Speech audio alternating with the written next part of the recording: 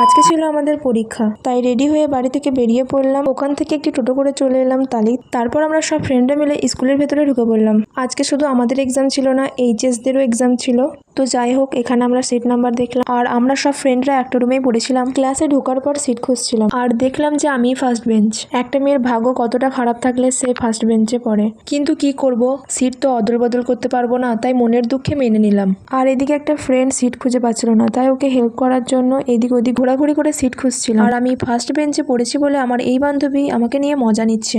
তারপরে আমি আমার নিজের জায়গায় গিয়ে ব্যাগ থেকে নোট বার করে একটু চোখ বুলিয়ে নিচ্ছিলাম। আর কিছুক্ষণ পরেই ঘন্টা পড়ে যায়। তারপর 2 ঘন্টা পরীক্ষা দেওয়ার পর আমরা ক্লাস থেকে বেরিয়ে পড়লাম। আমাদের বাংলা পরীক্ষা ভালোই হয়েছিল। আমরা হাঁটতে হাঁটতে গেটের ওই পারে চলে গেলাম টোটো ধরার জন্য। এটা রমজান মাস প্লাস আমাদের আবার কালকে এক্সাম আছে, তাই আর দাঁড়িয়ে দাঁড়িয়ে গল্প করলাম না। আর এই পারে এসে আমরা টোটোও পেয়ে গেলাম এবং চেপে পড়লাম। আর নাসিরকে জিজ্ঞাসা করছিলাম যে ওর পরীক্ষা কেমন হয়েছে। তো আজকের মতো টাটা, ভালো লেগে থাকলে ফলো করে দিবে।